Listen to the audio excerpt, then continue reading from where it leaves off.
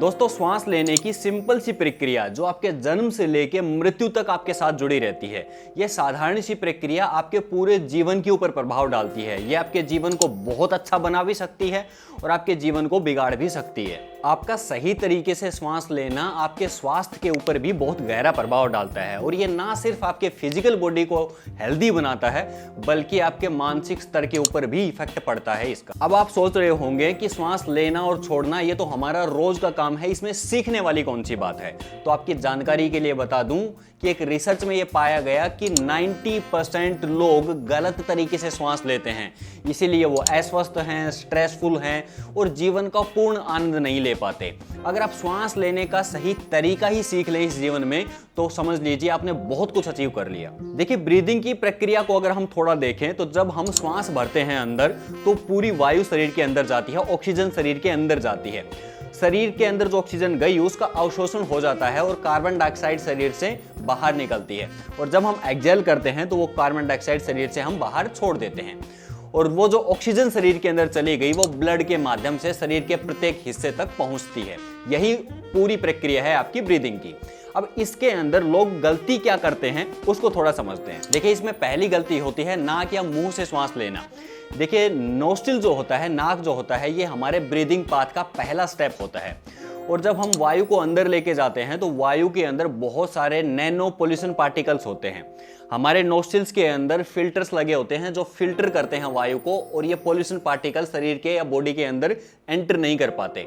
दूसरा, जब हम नाक से श्वास लेते हैं तो नाक के अंदर उस वायु का टेम्परेचर कंट्रोल होता है जिससे हमारे लंग्स हेल्दी बने रहते हैं। इसके अलावा हमारे नाक के अंदर एक गैस का उत्पादन होता है, नाइट्रिक ऑक्साइड। ये क्या करती है, हमारी जो ब्लड वेसल्स हैं उनको एक्सपेंड करती है। ब्लड वेसल्स एक्सपेंड होंगी तो इससे हमारा जो ब्लड सर्कुलेशन है वो इंक्रीज होता है। वहीं अगर नाक के स्थान पे हम मुंह से श्वास लेने लगें, मुंह से वायु को अंदर लेके जाने लगें तो बहुत सारे नैनो पोल्यूशन पार्टिकल्स आपके बॉडी में चले जाएंगे क्योंकि मुंह के अंदर कोई फिल्टर नहीं लगा रहता। दूसरा, इससे मुंह और गले के अंदर ड्राइनेस आने लगती है। तीसरा, आपके दांतों के अंदर भी मुंह से श्वास लेने के बाद समस्याएं खड़ी होने लगती हैं। इसके अलावा स्नोरिंग होना, मानसिक समस्याएं होना और बहुत सी अन्य समस्याएं भी मुंह से श्वास लेने पर खड़ी होने लगती हैं। हमारे शरीर का निर्माण इस प्रकार से हुआ है कि भोजन मुंह के माध्यम से और वायु नासिका के माध्यम से ही हमें लेनी चाहिए। इसके अलावा आपको पता है, जब हम नाक से श्वास लेते हैं तो हमारे लंग्स के अंदर एक प्रेशर जनरेट होता है जिसकी वजह से जब हम इनहेल करते हैं तो वो वायु डीप लंग्स तक जाती है। एक प्रकार से डीप ब्रीद आप कर पाते हो। अब समझते हैं कि लोग दूसरी गलती क्या करते हैं। देखिए, जब भी आप किसी व्यक्ति को बोलते हैं कि आप डीप ब्रीद करो तो वो इस प्रकार से श्वास भरता है जिसमें क्या है कि आपकी अपर चेस्ट के अंदर तो आपने श्वास भर लिया लेकिन कंप्लीटली इन्वॉल्वमेंट नहीं हुआ और ये श्वास लेने का बिल्कुल वाहियात तरीका है। इस तरीके से डीप ब्रीद नहीं की जाती है। इस तरीके से अगर आप श्वास लेते हैं, डीप ब्रीदिंग करते हैं तो आपके शरीर को लाभ नहीं पहुंचेगा। देखिए, क्या है कि हमारे शरीर के अंदर जो लंग्स हैं वो ऊपर से तो नैरो हैं और नीचे से वाइड हैं, ऊपर से सकड़े और नीचे से फैले हुए। जब आप डीप ब्रीद करते हो, गहरा श्वास लेते हो तो इसमें आपका स्टोमक भी, पेट भी हल्का सा बाहर निकलता है और पेट हल्का सा बाहर निकलता है तो लंग्स का, डायफ्राम का, पूरे कंप्लीट लंग्स का इन्वॉल्वमेंट बढ़ जाता है। अब कुछ लोग इस बात को सुन के समझेंगे कि हमें पेट के अंदर वायु को भरना है, पेट के अंदर श्वास को लेना है। बिल्कुल नहीं, आपको पेट नहीं फुलाना है श्वास लेके। लंग्स के अंदर ही वायु जाएगी आपकी, लेकिन इसमें आपका स्टोमक रिलैक्स रहेगा और स्टोमक हल्का सा मूव करेगा। जब आप इनहेल करोगे स्टोमक थोड़ा सा बाहर आएगा। इस प्रक्रिया को करने के लिए जरूरी है कि आप इसके सही मैकेनिज्म को समझें। बहुत सारे लोग जो है ब्रीदिंग तो करते हैं, बहुत सालों से कर रहे हैं, लेकिन उनको कोई खास लाभ नहीं पहुंचा, कोई अनुभव नहीं हुआ। उसके पीछे का कारण है सही मैकेनिज्म, सही मेथड को फॉलो ना करना। देखिए, जितना आप अपनी बॉडी को रिलैक्स रखोगे, जितना आपकी बॉडी अंदर से शांत रहेगी, उतना आप अच्छे से डीप ब्रीथ कर पाओगे और डीप ब्रीथ जब आप करोगे तो आपका स्टोमक आसानी से मूव करेगा। आप ऑब्जर्व करके देखें, जब आपकी बॉडी रिलैक्स कंडीशन में होती है और उस समय जब वो आपकी जो श्वास चल रही होती है तो आपका स्टोमक मूव करता है। आप ऑब्जर्व करके देख सकते हैं, जब आप सो जाते हैं तो डेफिनेटली आपके पेट से ही श्वास चलती है, तो उस वक्त पेट में वायु नहीं जाती, वायु आपके लंग्स के अंदर ही जाती है, लेकिन पेट मूवमेंट कर रहा होता है। तो इसकी सूक्ष्मता को समझें। और यहाँ एक खास बात आपको बता दूं कि अगर आप अपनी हेल्थ को मापना चाहते हो कि मैं कितना हेल्दी हूं, तो आप अपने लंग्स को देखिए। जितने लंग्स आपके हेल्दी रहेंगे उतने आप हेल्दी रहोगे। और लंग्स को हेल्दी बनाए रखने के लिए ब्रीदिंग प्रैक्टिस सबसे अच्छे हैं।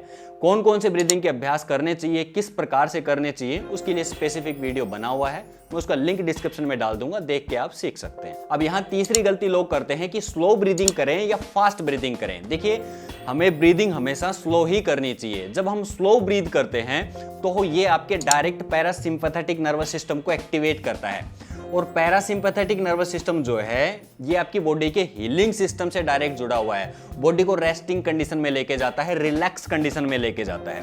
जब हम स्लो ब्रीथ करते हैं तो कामनेस ज्यादा आती है बॉडी के अंदर, मनोशांति ज्यादा आती है, और बॉडी का जो सेल्फ हीलिंग प्रोसेस है वो फास्ट हो जाता है। वहीं जब हम स्लो ब्रीथ करते हैं तो गैस एक्सचेंज भी बहुत अच्छे तरीके से होता है। हमने ऑक्सीजन अंदर लेके गए और धीरे धीरे जब हम वायु को बाहर छोड़ते हैं तो ऑक्सीजन का एब्जॉर्प्शन अच्छी तरीके से शरीर में हो जाता है और कार्बन डाइऑक्साइड अच्छे तरीके से बाहर निकलती है, जिससे ऑक्सीजन का स्तर आपकी बॉडी के अंदर बढ़ जाता है। इसीलिए योग के सभी ग्रंथों के अंदर स्लो और कॉन्शियस ब्रीदिंग के ऊपर ज्यादा फोकस किया जाता है। सहजता के साथ श्वास लें, सहजता के साथ श्वास छोड़ें और अपने पूरे ध्यान को श्वास के साथ में जोड़ के रखें। ये सही तरीका है श्वास लेने का। अब इसमें चौथी गलती जो सबसे ज्यादा लोग करते हैं वो है बॉडी पोस्चर, आपके शरीर का अलाइनमेंट। शरीर का अलाइनमेंट सही होना बहुत जरूरी है ब्रीदिंग के लिए। ब्रीदिंग करते हुए अगर आप झुक के बैठे हुए हैं, कंधे आगे की तरफ झुके हुए हैं, आपकी रीढ़ की हड्डी मुड़ी हुई है, चेहरे के ऊपर तनाव है, स्ट्रेस फ्री नहीं है आप, ऐसी कंडीशन में की गई ब्रीदिंग बिल्कुल इफेक्टिव नहीं होती, क्योंकि आपकी बॉडी की कंडीशन ठीक नहीं है। आपकी बॉडी उस स्थिति में भी नहीं है कि आप अच्छे से श्वास ले पाएं। अगर आप झुक के बैठ जाएं इस प्रकार से तो आप गहरा श्वास नहीं ले पाएंगे, आपका डायफ्राम दब जाएगा, लंग्स भी अंदर की तरफ दब जाते हैं। और जब हम इस प्रकार से चेस्ट को ओपन करते हुए और कंफर्टेबल होकर सीधे होकर बैठते हैं तो चेस्ट भी ओपन होती है और पूरा एरिया आपका खुल जाता है, जिससे आप पूरा और गहरा श्वास ले पाते हैं। इसलिए बॉडी के अलाइनमेंट के ऊपर ब्रीदिंग के प्रैक्टिस करते हुए विशेष ध्यान रखें कि आपका अलाइनमेंट ठीक प्रकार से हो। चाहे आप नीचे बैठ के अभ्यास करें, चाहे आप चेयर के ऊपर बैठ के अभ्यास करें, लेकिन कमर गर्दन सीधी रखें, बॉडी को स्ट्रेस फ्री जरूर रखें, मानसिक लेवल पे अपने आप को शांत रखें। इतना नियमों का पालन करते हुए अगर आप ब्रीदिंग प्रैक्टिस करोगे तो इससे आपका अमूलचूल परिवर्तन होगा आपके जीवन के अंदर, आपकी हेल्थ के अंदर।